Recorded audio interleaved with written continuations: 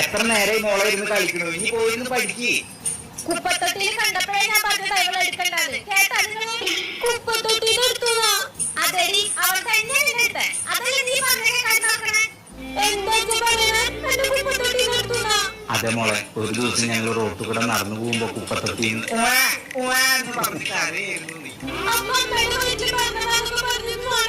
പിന്നെ നിന്റെ കുപ്പത്തൊട്ടി പറയാൻ പറ്റോ? അതാ അങ്ങനെ പറഞ്ഞേ. അപ്പൊ എന്റെ കുപ്പത്തൊട്ടി എടുത്തിരിക്കണത്. നീ വിഷമിക്കാതെ മോളെ, അമ്മയ്ക്ക് ദേഷ്യം വന്നപ്പോ സത്യം പറഞ്ഞു പോയതല്ലേ. നിങ്ങളോട് ആരാ പറഞ്ഞ കുപ്പത്തൊട്ടി എടുക്കാൻ? എന്താണ് നിങ്ങൾ